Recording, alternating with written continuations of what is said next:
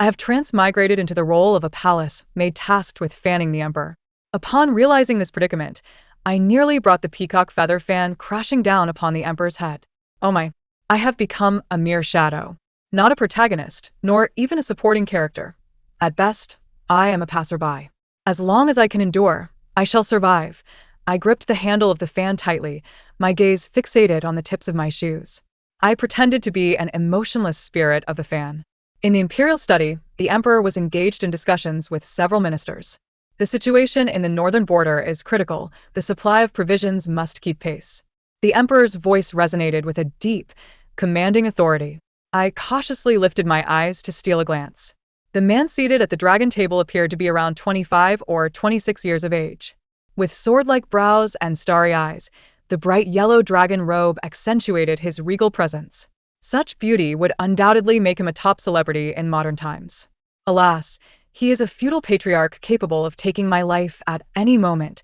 Your Majesty, the Ministry of Revenue has allocated 300,000 taels for military pay, yet the losses reported by the Ministry of War do not align with reality. There are suspicions of embezzlement. A middle-aged man, donned in the attire of a civil official, stepped forward. Preposterous. A burly man, resembling a military general, glared fiercely beside him. The soldiers at the front lines are fighting valiantly, and you dare to slander them. Ahem. A crisp, cold cough interrupted him. I turned my gaze towards the source of the voice, revealing a young man, likely in his late 20s, clad in a deep purple official robe. His countenance resembled that of a jade crown, exuding an ethereal grace akin to that of a celestial being. My heart fluttered. What a striking visage. I couldn't help but whistle internally. What insights do you have, Prime Minister Li? The emperor directed his attention towards the otherworldly figure, the youthful Chancellor Li. My gaze wandered, inadvertently landing on the Minister of War, whose walk seemed somewhat peculiar, his right leg appearing less than agile. Uffed. I stifled a laugh within. Isn't this the Minister of War who was caught by his wife hiding private savings and was punished to kneel on a washboard all night? His knees must still be bruised. In an instant, the room fell silent. The sound of a pin dropping could be heard. The emperor's hand holding the brush halted midair, while the chancellor's jade ring tapped against the teacup. The minister's face flushed a deep shade of liver, and the general's lips twitched as if jolted by an electric shock. Oblivious to the atmosphere, I continued my internal gossip. I heard the minister's wife is the only daughter of the late Marquis of Northern Defense, skilled in martial arts. The minister won her affection with a heartfelt poem, only to be single-handedly brought down to the ground by her the very next day. Ah. The classic tale of the frail scholar. Clang. The Minister of War abruptly knelt, his forehead touching the ground, his voice trembling. Your Majesty, I. The emperor cleared his throat, maintaining a facade of nonchalance. My dear minister, given your leg's inconvenience, there is no need for formalities. Please continue discussing the military funds. My face bore a look akin to that of an early morning gossipmonger, mechanically fanning myself, entirely unaware that the minister was casting me a glance filled with terror. The atmosphere in the meeting turned distinctly bizarre. Whenever a minister spoke, my attention would inevitably drift towards their private lives. The Deputy Minister of Revenue was sneaking off for a night of revelry last night, only to be caught red-handed by his own wife. And now he bears the marks of her nails on his neck. The Deputy Minister suddenly clasped his neck, stammering as he spoke. The general, while appearing imposing, is actually quite fearful of his wife. He receives a mere 5 taels of silver as pocket money each month, and after his secret stash was discovered, he now has to buy on credit at taverns. The general spat out his tea. The chancellor, serene and ascetic in demeanor, has a penchant for writing romantic tales, all centered around themes like the overbearing prince falls for me. Crack. The teacup in the chancellor's hand fractured. Immersed in the delights of gossip, I remained blissfully unaware of these peculiarities. I mused internally. These men are all henpecked, yet they seem to fare better than the emperor. After all, he is occupied with court affairs during the day and must spend the night in the harem. What a pitiful fate for a man. The emperor's vermilion brush left a long streak of red ink on the memorial. Finally, the meeting concluded, and as the ministers departed, each wore a peculiar expression. Especially the Minister of War, who seemed to flee in haste. You stay. The emperor suddenly pointed at me. My hand trembled, nearly dropping the fan. My heart wailed. Oh no! Has he noticed my distraction and intends to punish me? This servant obeys. I knelt, trembling. Help! On my first day in this new world, am I destined for an early demise? While others bask in indulgence, why must I suffer so? Rise. The emperor's voice carried a hint of amusement. What is your name? This servant is Su Xiaoyu. I lowered my head, my mind racing with thoughts. Why inquire about my name? Is he planning to jot it down for future retribution? Oh. I do not wish to die. Su Xiaoyu. The emperor took a leisurely sip of tea. From this day forth, you shall serve at the imperial court, attending to the brush and ink. I was utterly perplexed. What was happening? Wasn't I merely a fan attendant? How had I suddenly been promoted? What? Do you find this disagreeable? The emperor raised an eyebrow. This servant dares not. I thank your majesty for your immense grace. I hastily knelt and knocked my head to the ground, yet my mind was in turmoil. Heavens! This plot twist is all wrong. I am but a mere shadow. How have I become a favored attendant of the emperor? Could it be my fan skills? The corners of the emperor's mouth twitched slightly as he waved his hand. You may leave. Return tomorrow for your duties. This servant takes her leave. I bowed and exited the imperial study. Once outside, my legs turned to jelly, and I leaned against the wall. That was terrifying. I patted my chest to steady my breath. But at least I've managed to save my life. By the way, the emperor is truly handsome. Although his gaze is somewhat intimidating, when he looks at me, I feel as though he can see into my very soul. Ha ha ha. How could that be? I shook my head and skipped merrily towards the quarters of the palace maids, entirely unaware that, from the window of the imperial study, the emperor was gazing thoughtfully at my retreating figure. The next day, I arrived punctually at the imperial study. Standing at the entrance, I felt a whirlwind of emotions. This promotion came too abruptly. Could there be some hidden agenda? I stared at the tips of my shoes. Could it be that the emperor has taken a liking to me? I was startled by my own imagination and quickly shook my head. Wake up, Su Xiaoyu. You are merely a fan attendant, lacking in both beauty and talent. What could the emperor possibly see in you? Does he expect you to fan him while dozing off? Come in. The emperor's voice resonated from within the study. I cautiously pushed the door open. The emperor did not lift his gaze. Grind the ink. Yes. I quickly stood to the side and began to grind the ink. Out of the corner of my eye, I caught a glimpse of the content of the memorial. It pertained to the military affairs in the northern frontier. What is your opinion on the northern frontier situation, Minister Li? The emperor inquired. Chancellor Li maintained his otherworldly composure. Your Majesty, I believe the immediate priority is to ascertain the whereabouts of the military funds. He replied with a bow. The Ministry of War and the Ministry of Revenue each hold differing views. A thorough investigation is essential. Indeed. The emperor nodded thoughtfully, suddenly casting a glance my way. What do you think? This servant dares not presume to comment on state affairs. I quickly lowered my head, my mind racing with complaints. Why ask me? I am merely here to grind ink. Is the emperor testing me? Oh, dear. This is dire. No need for concern. I permit you to speak. The emperor set down his vermilion brush, looking at me with keen interest. I swallowed hard. This servant believes Minister Li's assessment is accurate. Oh. The emperor raised an eyebrow. Then who do you think should be dispatched for the investigation? This question was becoming increasingly perilous. Sweat began to bead on my forehead. This servant thinks. My eyes darted around in a panic, and then I noticed the Deputy Minister of Revenue, Wang, entering the room. Upon seeing him, a thought sprang to mind. The Deputy Minister's secret stash is hidden beneath his concubine's chamber pot, wrapped in oil paper, containing a full 5,000 taels. TSK, how much silver has he embezzled? Does the emperor know? Cough, cough, cough. The emperor suddenly erupted into a fit of coughing. Li Yi's eyes widened in shock, and he couldn't help but glance at the deputy minister. I stared in bewilderment. Your Majesty, are you all right? It's nothing. The emperor waved his hand, a glimmer of amusement flashing in his eyes. Minister Wang, you have arrived at the perfect moment. I was just discussing the verification of military funds with Minister Li. Minister Wang bowed. Your Majesty, this matter is of great significance. I am willing to oversee it personally. Excellent. The emperor nodded, then abruptly shifted his tone. I hear. Minister Wang, that you have been experiencing some financial difficulties? Minister Wang faltered. I am managing well enough. Is that so? The emperor's expression was inscrutable. Then why resort to your secret stash, especially in such a location? Clang. Minister Wang fell to his knees, his face ashen. Your Majesty, please see the truth. I widened my eyes, thinking, wow, how did the emperor find out?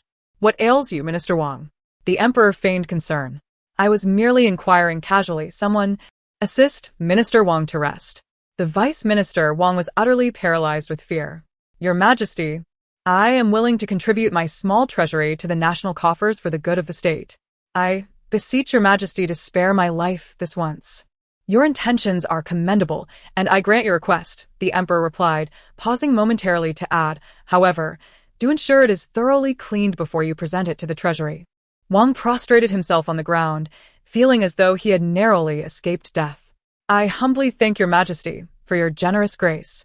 You may rise now. You are dismissed.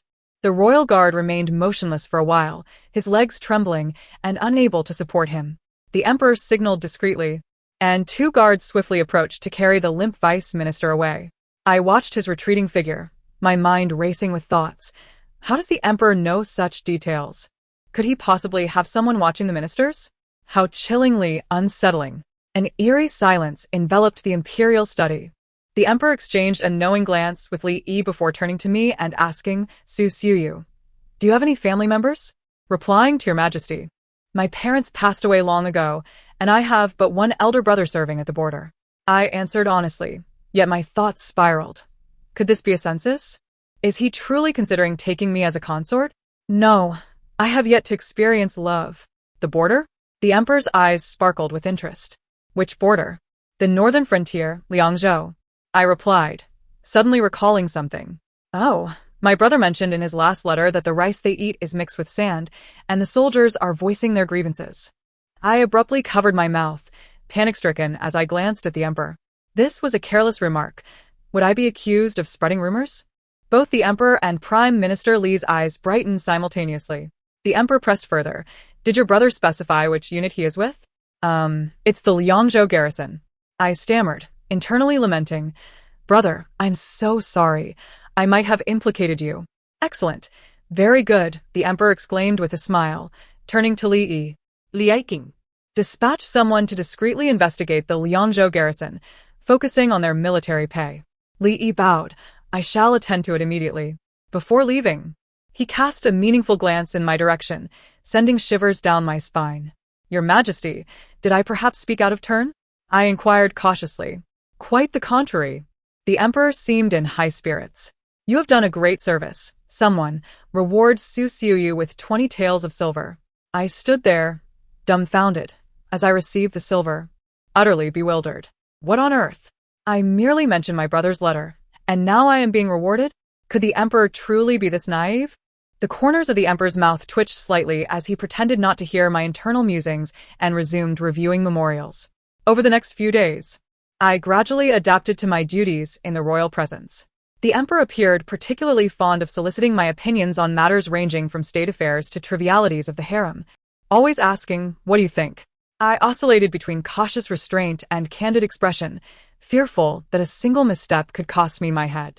During a recent morning court session, officials from all ranks gathered in the grand hall. As a palace maid, I stood beside the emperor, fanning him. Your Majesty, the envoy from the northern frontier will arrive in 3 days to discuss a marriage alliance, the Minister of Rights reported. The emperor frowned. The king of the northern frontier wishes to marry one of our princesses? Indeed, he proposes a dowry of 500 war horses to wed Princess Yong'an. A buzz of chatter erupted in the court. Princess Yong'an was the emperor's only sister, just 16 years old, and very much beloved. Upon hearing this news, a flurry of thoughts raced through my mind. The king of the northern frontier is over 60, has had 6 wives, all of whom have perished. And it is rumored he has peculiar tastes. This marriage proposal is merely a ruse to probe our nation's strengths. Oh, and by the way, the envoy's lead and deputy envoy are sisters-in-law, and they have both been unfaithful to each other. What a scandal. Lost in my delightful musings, I failed to notice the court had fallen silent. Recently, I had found my work exceedingly easy. The emperor's demeanor towards me was remarkably amiable, and the ministers would nod in acknowledgement upon seeing me. Even the usually arrogant chief eunuch began to greet me with a smile. While preparing ink for the emperor, I thought to myself, could it be that they particularly admire my honest and earnest nature? The emperor hesitated slightly with the tip of his brush, his lips twitching. Your Majesty, the Minister of War, Lord Zhang, requests an audience, a eunuch announced. Admit him, the emperor replied without looking up. Lord Zhang limped into the chamber, clearly struggling with his right leg as he bowed. My curiosity piqued. I stole a glance, my mind racing with information. Lord Zhang was caught hiding private funds by his wife yesterday. This time, he was punished to kneel on an abacus, leaving marks all over his knees. Puffed. I quickly covered my mouth. Lord Zhang shot me a fierce glare, and I immediately focused on my own thoughts. You may take a seat, I Ching. I see you have some difficulty with your legs, the emperor said, a hint of amusement flickering in his eyes. Lord Zhang's face flushed with embarrassment. Thank you for your kindness, Your Majesty. I merely twisted my ankle during practice last night. The emperor raised an eyebrow. Oh? Has Lady Zhang's martial skills improved? Lord Zhang nearly slid off his chair. Your Majesty, you jest. Internally, I was in stitches. Haha, how delightful. The emperor is aware that Lord Zhang fears his wife. It seems Lord Zhang's reputation has spread throughout the court. The emperor cleared his throat.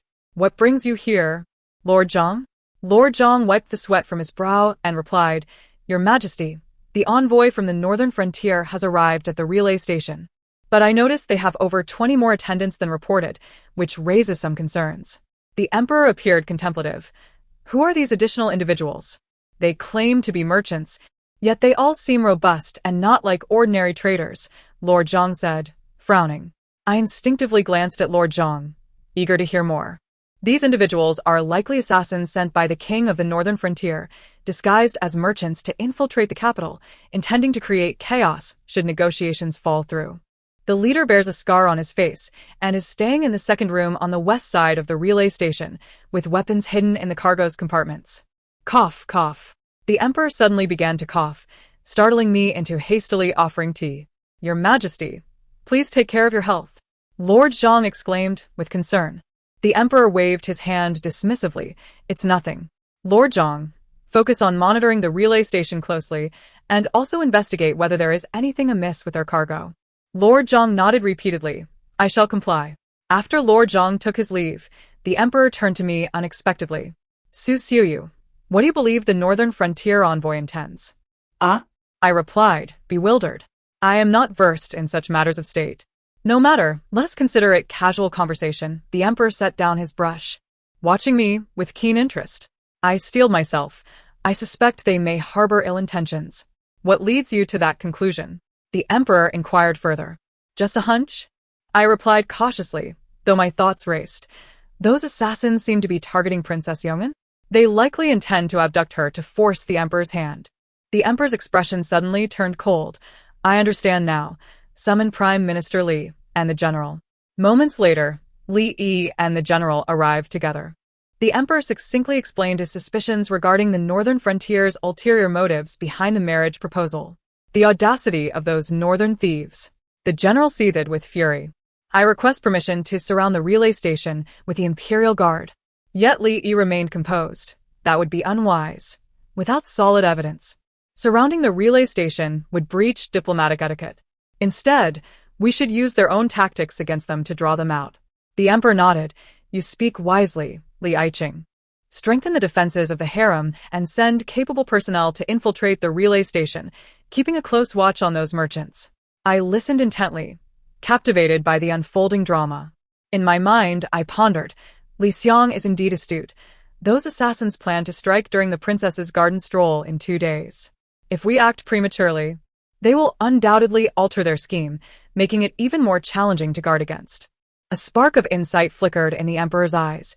The safety of the women in the imperial harem must not be compromised in the slightest. Li Yi comprehended. I shall make the necessary arrangements in advance. The general thumped his chest in assurance. I will personally lead the team, ensuring those northern bandits return empty-handed. After the council concluded, the 2 ministers took their leave. The emperor, lost in thought for a moment, declared, Su Xiuyu, in 2 days. You shall accompany Princess Yongin on her garden excursion. Me? I exclaimed, pointing at myself in disbelief. What, are you unwilling? The emperor raised an eyebrow. No, no. I am obedient to your command. I hurriedly bowed, though my heart was in turmoil. Why me? I am merely a fan-bearer. The emperor doesn't even offer overtime pay. Alas. The emperor's expression became rather peculiar, as if he were stifling a laugh yet felt exasperated. You may leave. I take my leave. I exited the imperial study, filled with confusion, failing to notice the emperor's sigh of exasperation. 2 days later, in the imperial flower garden, I followed closely behind Princess Yongin, trembling with trepidation. The princess, only 16, with bright eyes and white teeth, was lively and charming, devoid of any airs. Xiaoyu, look at how beautifully the peonies bloom, she exclaimed, joyfully grasping my hand. Even more vibrant than during the Empress's birthday last year. Indeed, Your Highness, I replied with a nervous chuckle, my gaze darting around uneasily, preoccupied with the northern assassins. Surely, those assassins are lying in wait behind the rockery? I concentrated my attention towards the rockery. To my astonishment, my sight pierced through it, revealing 5 burly men concealed behind, each wielding weapons. The leader bears a scarred face, with a poisoned dagger at his waist. They plan to strike when the princess passes the pavilion. My, how thrilling! Just as I contemplated how to alert the guards, a sudden roar erupted. Assassins! In an instant, dozens of guards surged from all directions, encircling the rockery. The general, clad in armor, stood resolutely at the forefront. Northern bandits, surrender at once. The 5 assassins, realizing their cover was blown, shouted in anger and charged out, desperate to fight. The scene descended into chaos. I quickly shielded the princess and retreated. Xiaoyu, do not be afraid. The princess comforted me instead. My elder brother has already prepared for this. Indeed, within less than the time it takes to drink a cup of tea, all 5 assassins were subdued. The general approached, dragging the scarred leader along. Speak. Who sent you? The scarred man let out a sinister laugh, suddenly foaming at the mouth and collapsing. This is bad. He has poisoned himself. The general hastily grasped his chin, but it was too late. From a distance, I watched in horror. Fortunately, the emperor was prepared, or the princess would have been in grave danger. Wait, how did the emperor know? Is the intelligence network that formidable? There surely cannot be anything in this palace he is unaware of. Once the crisis was averted, the emperor swiftly approached to check on the princess's safety. After confirming his sister was unharmed, he cast a meaningful glance at me. Su Xiaoyu, you have rendered great service in protecting the princess. I reward you with 100 taels of silver and a promotion to the position of imperial attendant. Ah! I gasped, my mouth agape. I thank your majesty for your bounteous grace. As I left the imperial garden, I was still in a daze. I've been promoted just like that? What rank is the imperial attendant? How much will my salary increase? Is there annual leave? Behind me, the emperor exchanged a knowing glance with several ministers. That evening, in my new residence, a quaint little courtyard, I delightedly counted my reward. 100 taels. How many delicious treats could I buy with that? I rolled around on my bed in glee. It seems that as long as one diligently fulfills their duties in this palace, there is indeed a promising future. I resolved to visit the kitchen tomorrow to request a roast chicken for celebration. At that moment, in the imperial study, the emperor was holding a private meeting with several trusted ministers. Your Majesty, Miss Su's abilities seem to have enhanced once more, Li Yi mused. Today. She accurately identified the number of assassins and their hiding places. The general stroked his beard. This young girl has potential. I believe she can be cultivated for future intelligence gathering. That is unwise, the emperor replied, shaking his head. Her abilities are uncontrolled. Should they fall into enemy hands, it would spell disaster for her. Then your majesty implies. Li Yi ventured cautiously. The emperor's eyes glinted with profound meaning. For now, we shall maintain the status quo. Since she is unaware that we can hear her thoughts, she will not take precautions. As for the northern envoy, I have my own plans. The ministers exchanged glances, responding in unison. We shall obey your command. After my promotion to imperial attendant, my duties evolved from merely fanning to serving ink and paper, organizing memorials, and occasionally brewing tea for the emperor.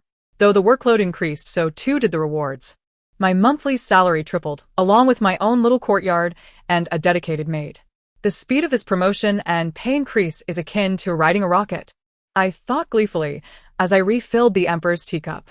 The emperor was engrossed in reviewing memorials, a fleeting smile gracing his lips before he resumed his authoritative demeanor. Your Majesty, the northern envoy requests an audience outside the hall, announced the chief eunuch, Wang Dequan, bowing. The emperor nodded. Admit them. I quickly straightened up, assuming the dignified posture befitting an imperial attendant. Before long, 3 northern envoys strode into the hall. At the forefront was the bearded Ashina Hun, followed by a deputy envoy and a scribe. I pay my respects to your Majesty, the Emperor of Daliang. Ashina Hun proclaimed, his voice resonant, causing my ears to ring. Rise, the Emperor commanded, setting aside his vermilion brush, his gaze piercing. What has your esteemed envoy concluded? Ashina Hun's expression soured. Your Majesty, 1,000 warhorses is simply too many.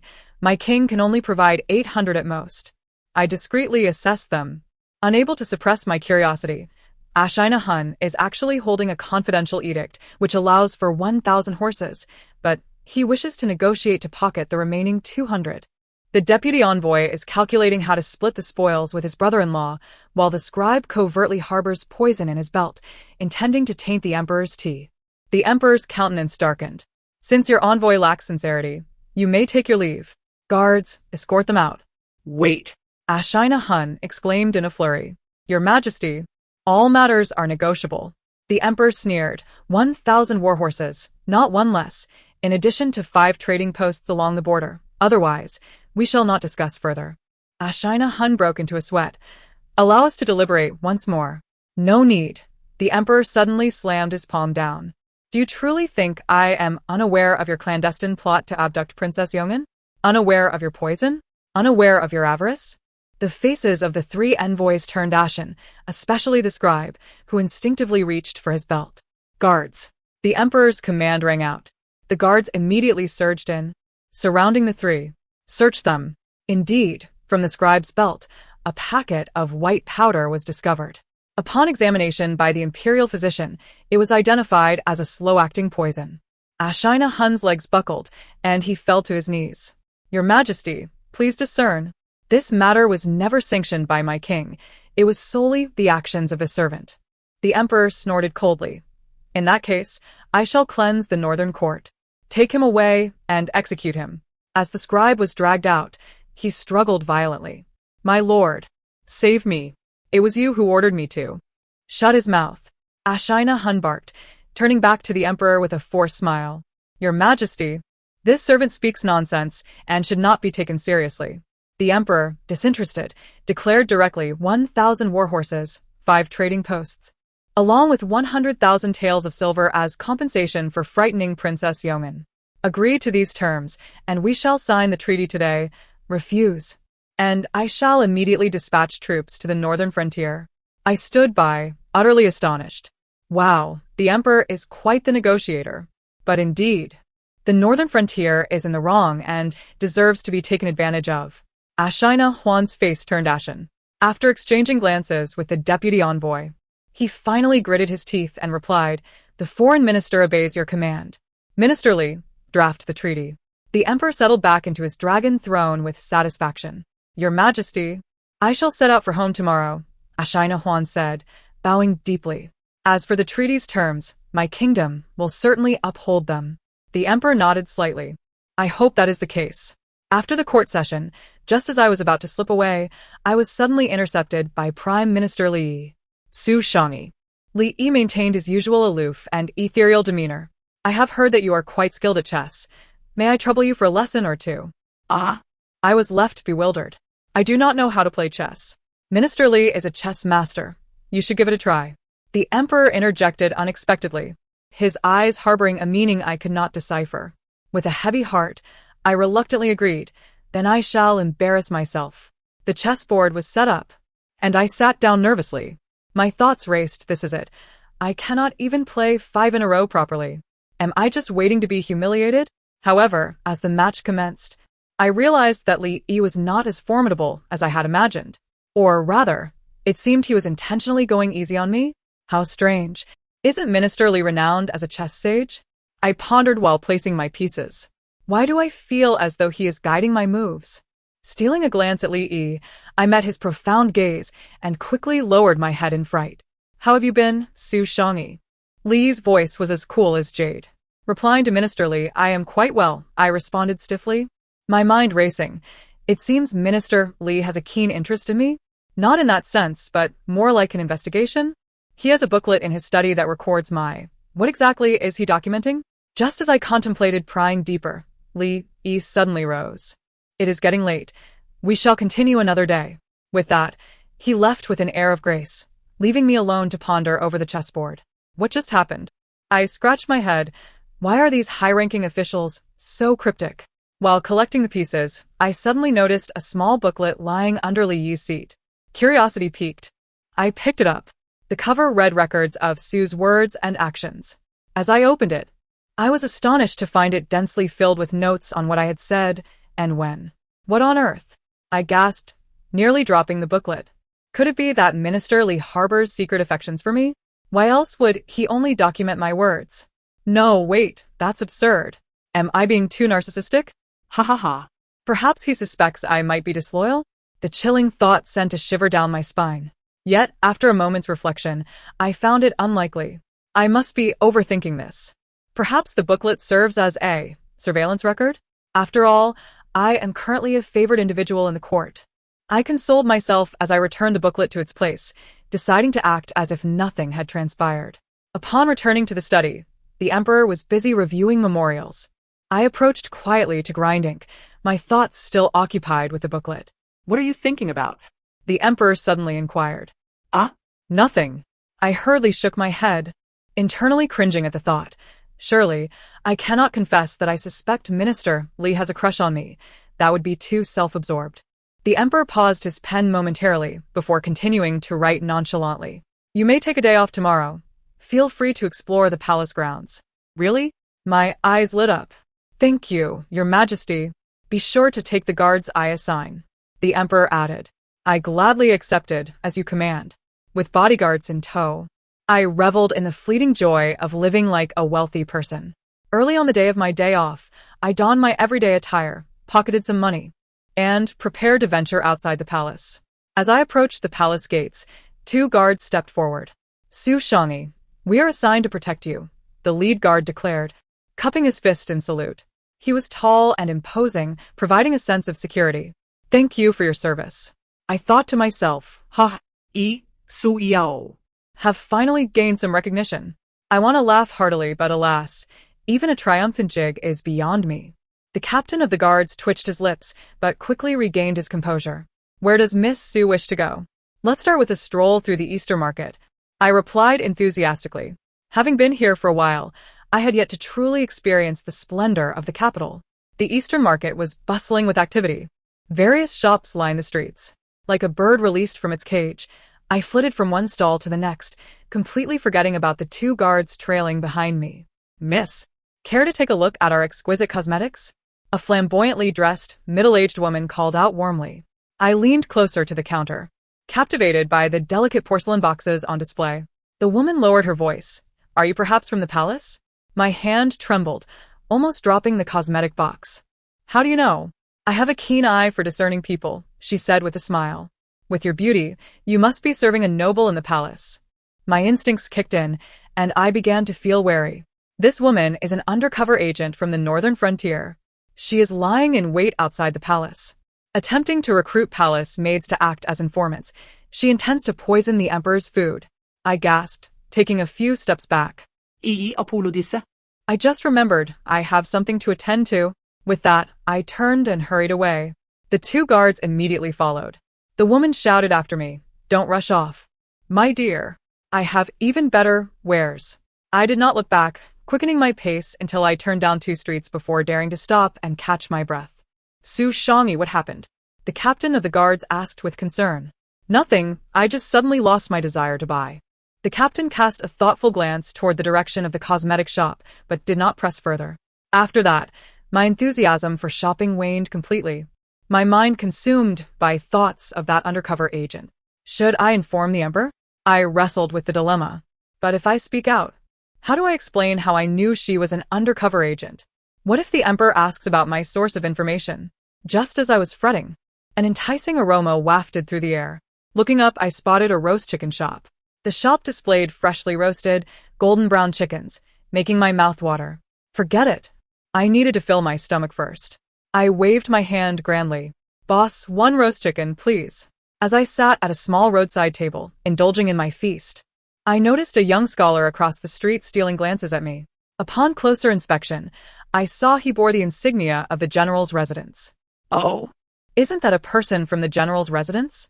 My curiosity piqued as I absorbed the information.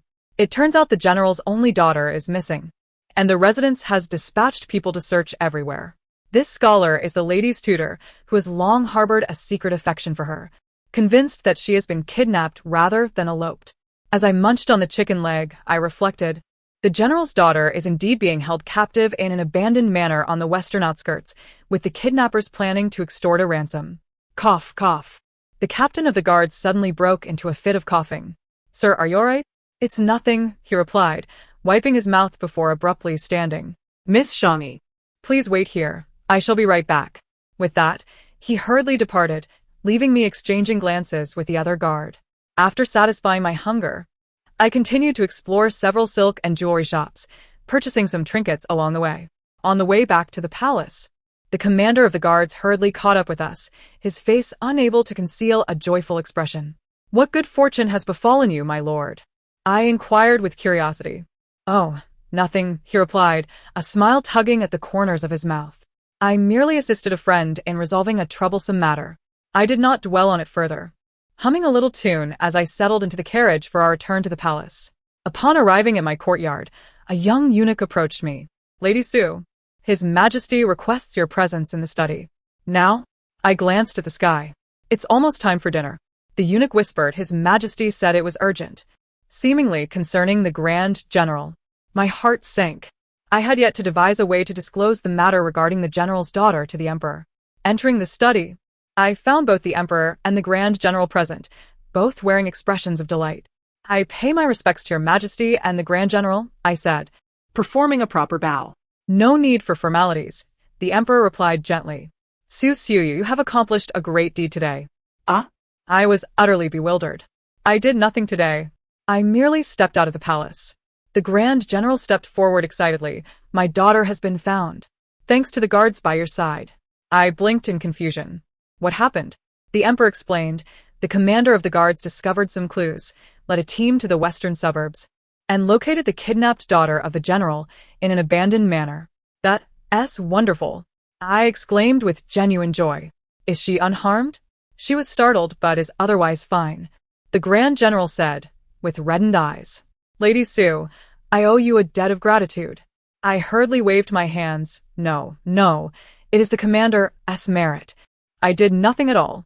You need not be so modest, the emperor remarked meaningfully. Had it not been for your vigilance alongside the guards, could this matter have been resolved so smoothly? I sensed an undercurrent in the emperor's words, yet could not pinpoint what felt amiss. After the Grand General expressed his heartfelt thanks and withdrew, the emperor asked me, Did you enjoy your outing today? It was quite pleasant. Suddenly, I recalled the informant from the northern frontier and hesitated whether to report it. What troubles you? The emperor perceptively noted my hesitation. Oh. It's just that there's a cosmetics shop in the East Market. The proprietress seems rather odd. I spoke vaguely. I feel she is not a legitimate businesswoman. The emperor's gaze sharpened immediately. Oh, what makes you suspect her? It's merely a gut feeling. She seems particularly interested in matters concerning the palace. The emperor nodded thoughtfully.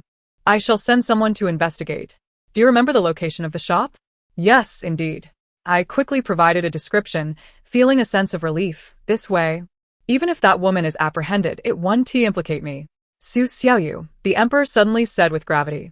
Are you aware that although the northern frontier delegation has departed the capital, they have left behind many informants? My heart skipped a beat. I was unaware. These informants are specifically tasked with inciting discord among the palace attendants. With nefarious intentions, the emperor fixed his intense gaze upon me. If you encounter any suspicious individuals, you must report it immediately. I shall obey. I replied, lowering my head, while my mind raced with thoughts. This is bad. The emperor surely must have discovered that woman had contacted me. But if he knows, why did he not directly question me? As I pondered, the emperor shifted the topic. 3 days hence is the Empress Dowager's birthday. You shall attend to her. He waved his hand dismissively. You may leave. I take my leave, I responded, filled with confusion as I exited the study, completely baffled as to why the emperor regarded me with such distinction. 3 days later, at the Empress Dowager's birthday banquet, I donned a newly tailored gown, nervously standing behind the emperor to serve wine. The grand hall was filled with nobles and dignitaries, the opulence dazzling my senses. Is that Su Xiaoyu? I hear she is highly favored by the emperor. She looks rather ordinary. How did she garner such attention from His Majesty? Whispers floated around me, making me feel as if I were under scrutiny. The Empress Dowager, a regal and elegant elder, appeared kind yet had piercing eyes. When her gaze swept over me, I nearly dropped the wine jug. Emperor, is this the girl you mentioned? She inquired.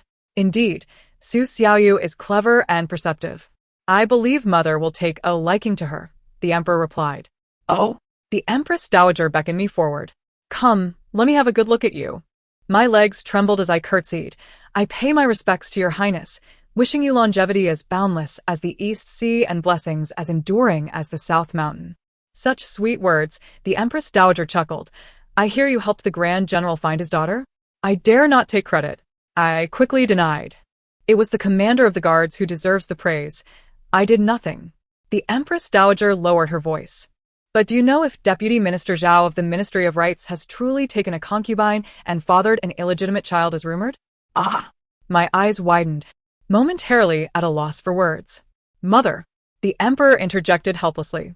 The Empress Dowager laughed heartily. Never mind, never mind. I was merely curious. She then winked at me. I returned to my position in a daze, mentally berating. What is going on?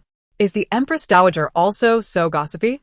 However, it is true that Deputy Minister Zhao has a concubine located on Hohat Lane in the west of the city.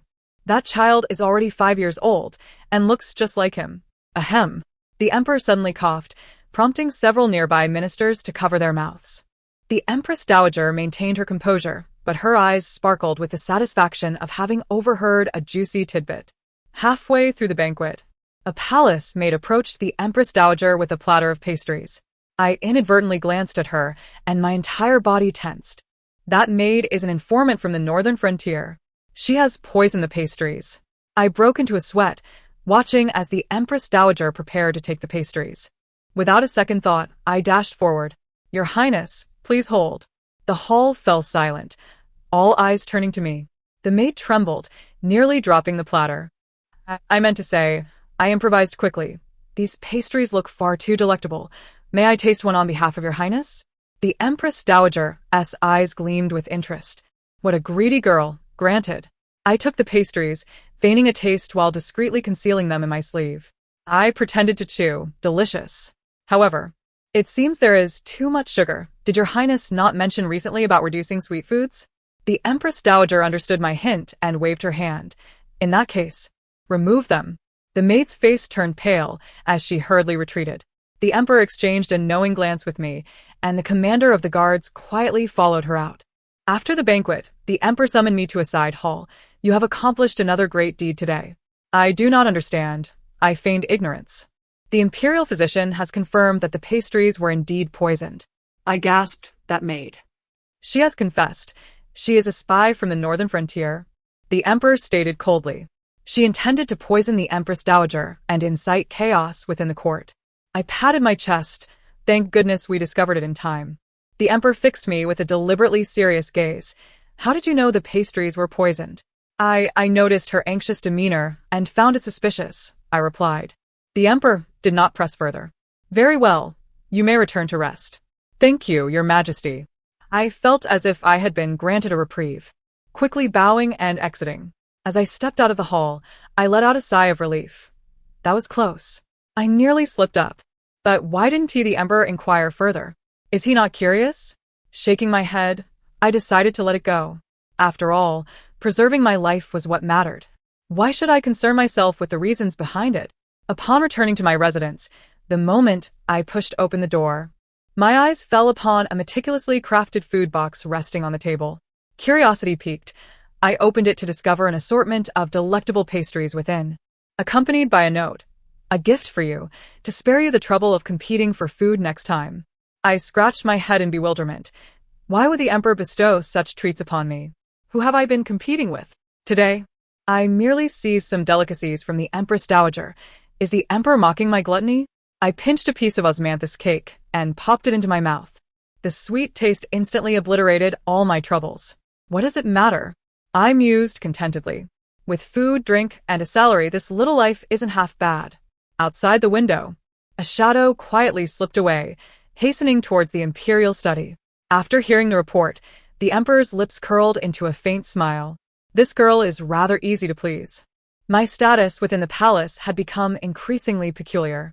Ostensibly, I remained the imperial attendant, yet in reality, the treatment I received from the Emperor was nearly on par with that of a consort. I had moved into the tranquil and elegant Xianyuan pavilion, my living space doubled, and my monthly stipend increased significantly. Additionally, I was attended to by 2 young palace maids exclusively serving me. While I was savoring some rose pastries, one of the maids rushed in, flustered. Su Shangyi, it's terrible. The northern frontier is attacking. Huffed. I spat out my tea in shock. The northern frontier's king had rallied his forces for a surprise assault on the border, causing an uproar in the court. The hawkish and dovish factions were engaged in a heated argument. I was urgently summoned to the imperial study, where the Emperor was conferring with several high-ranking officials, all wearing grave expressions. Your Majesty, the northern frontier is advancing aggressively, having already captured 2 of our border cities. The Grand General pointed at a map, his beard bristling with indignation. I request permission to march at once. However, Li shook his head. The northern frontier is well prepared for this engagement. A hasty counterattack could lead to disastrous losses. It would be wiser to fortify our defenses while simultaneously sending envoys to negotiate peace. The Grand General slammed his palm on the table. Those barbarians are already riding over our heads. What nonsense is there to discuss? Just as it seemed the 2 would come to blows, the Emperor raised his hand to intervene, then fixed his gaze upon me. Su Xiuyu, what is your opinion? I was taken aback. This servant knows nothing of military matters. No matter, share your thoughts, the Emperor urged gently, though his gaze brooked no refusal. Steeling myself, I ventured. I believe the northern frontier's king must have a reason for this sudden declaration of war, perhaps due to troubles within his own realm? The Emperor's eyes brightened. Continue. I have heard that this year, the northern frontier has been stricken by drought, leading to a poor harvest. I spoke cautiously, while internally I relished the gossip. It turns out that the northern frontier's most favored 3rd prince has fallen ill, and the imperial physicians are at a loss. The northern frontier's king is likely seeking to abduct our esteemed physicians from the Imperial Medical Bureau to cure his son. TSK, it seems he is driven by love. I mused. But is the northern frontier's king truly so single-minded? Why not simply request assistance from the Emperor? Surely, it can't be that the Emperor is stingy and refuses to lend aid? It appears that the northern frontier's king has ulterior motives. The Emperor inhaled deeply. Am I perceived as a miser in your eyes? Beads of sweat formed on the brows of the ministers. Was this something they were meant to hear? In a fit of anger, the Emperor declared, Li Yiqing, immediately send someone to investigate the situation of the northern frontier king's offspring to see if there is internal strife. 3 days later, a scout returned with news. The Emperor slammed the table. Convey the edict. Dispatch the head of the Imperial Medical Bureau to the northern frontier to treat the 3rd prince, while also ordering the border guards to strengthen their defenses. Your Majesty is wise. The ministers chorused in praise. I felt a surge of joy. Another day to live, not destined to be a slave of a fallen kingdom. A month later, the northern frontier withdrew its troops. The head of the Imperial Medical Bureau worked wonders and cured the 3rd prince. The northern frontier king was immensely grateful, fulfilling all prior agreements and additionally gifting 500 fine horses. At the celebratory banquet, the Emperor publicly announced, Su Shangyi has rendered remarkable service, and is thus bestowed the title of County Princess of Annal, along with a mansion and 1,000 taels of gold. My jaw nearly dropped in astonishment. Is this truly happening? How did I, a mere palace maid, become a noble? Aren't you going to express your gratitude? The emperor raised an eyebrow at me. This servant humbly thanks your majesty for your profound grace. I hastily knelt, though my mind raced. Oh no, with such a high status. Could the next step be to take a consort? Please no. The emperor's lips twitched, but he ultimately said nothing. After moving into the county princess's residence, my life underwent a remarkable transformation. Ostensibly, I remained the emperor's imperial attendant, yet in reality, I was no longer required to report to the palace daily. The emperor granted me the privilege of entering the palace at my leisure and issued a decree for me to eavesdrop on the ministers. Yet, how could I possibly dare? Even if I did, I lacked the capability. Thus, I merely pretended to listen and shared the tidbits I managed to overhear, feigning them as my own discoveries. The Empress Dowager treated me as if I were her own daughter, summoning me to the palace every few days. Annal. I heard that the Minister of War has been hiding private funds again? She inquired, munching on sunflower seeds. I swallowed a grape, replying to the Empress Dowager. Lord Zhang has concealed his money within the hollowed pages of the Annalex. It amounts to 200 taels. Alas, it has all been confiscated, leaving him without even his usual pocket money. How pitiful.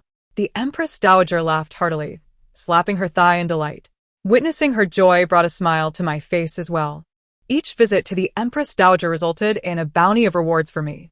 Time flew swiftly, and before I knew it, 10 years had passed. Throughout this decade, I relied on my keen intuition and astute judgment, which were, in truth, merely gossiping skills, to assist the court in resolving numerous troubles. The northern frontier eventually became our ally, while the Xiongnu in the west were deterred from making incursions. The realm of Daliang flourished, and the populace lived in peace and prosperity. I, Su Xiaoyu, became the most extraordinary noble in Daliang's history. Without any real power, yet with a transcendent status. I did not partake in state affairs, yet the emperor always sought my counsel in matters of importance. County princess, ministerly wishes to see you, a maid announced softly. Please let him in, I replied, setting aside the seeds I had been munching on. Li entered, still possessing that ethereal beauty akin to a celestial being, though the corners of his eyes bore the marks of time. What brings you here today, Minister Li? I inquired with a warm smile. Li bowed slightly and then produced a booklet from his sleeve. This is a new story I have penned. I humbly request the county princess to peruse it. I accepted it, the cover reading the overbearing minister's love for me. Puffed. I could not contain my laughter. Minister Li, you still enjoy writing tales, I see? Li Yi's cheeks flushed. Out of boredom, I scribble for amusement. If the county princess finds it inappropriate. No, it is quite fitting. Especially fitting. I quickly tucked the story away. I absolutely adore the tales you write, Minister Li. After bidding farewell to Li Yi, I received several more guests. Some came to pry into the private lives of their colleagues, while others sought my assistance in interceding on their behalf. Astonishingly, there were even those who sought my counsel on matters of romance. County princess, my spouse has been returning home late lately. Do you think he is having an affair? The general's wife asked anxiously. I nearly burst into laughter. Fear not, dear lady. The general is secretly preparing a surprise for your 40th birthday. He has purchased land in the western outskirts and is personally constructing a summer retreat for you. Really? The general's wife transformed her worries into joy. Should I pretend not to know? Absolutely. I nodded solemnly. After sending off the last guest, I stretched and prepared to take a stroll in the garden. Just as I reached the corridor, I spotted the emperor. Now he should be referred to as the retired emperor. He had abdicated in favor of the crown prince last year and was now enjoying a leisurely life as the retired emperor. What brings you here, your majesty? I asked in surprise. I have come to pass the time, seeking a game of chess with you. The grand emperor gently shook the chessboard in his hands. Over the past decade, the transformation of his majesty has been remarkable. No longer does he embody the austere and formidable ruler of yore. Instead, he has become amiable and jovial, particularly fond of visiting my county lord's residence. You simply cannot bear to lose, I muttered under my breath. Yet I dutifully arranged the chess pieces. Nonsense. When have I ever been unable to lose? The Grand Emperor retorted with a fierce gaze. Last time, you lost 3 games in a row and insisted I had pilfered your pieces. I unabashedly pointed out.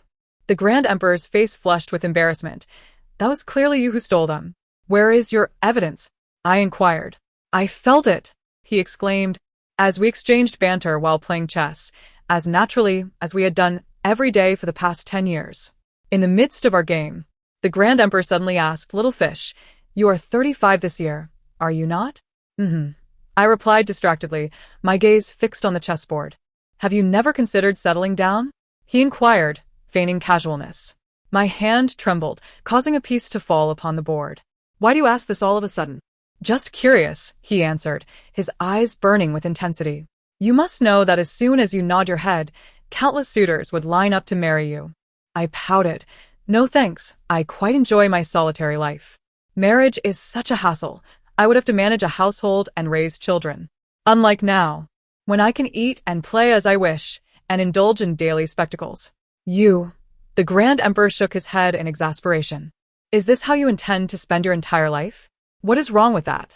I retorted with a cheerful grin.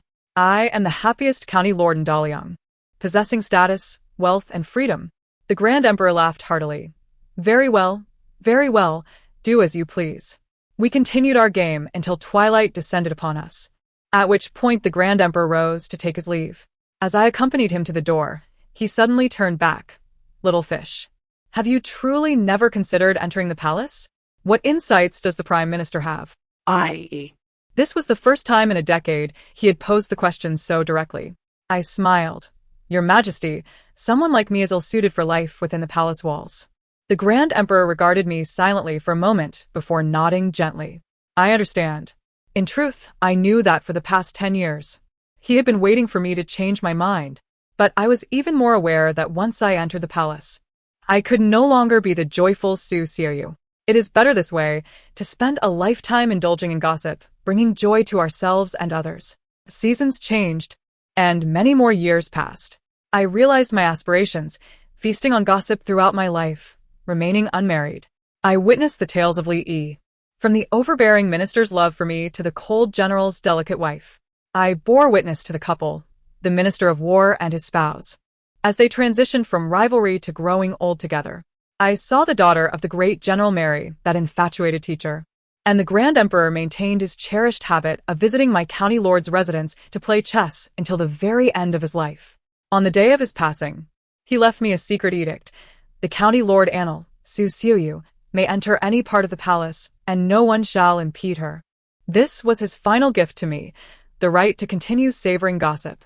The new emperor has shown me, the former emperor's esteemed county lord, considerable favor.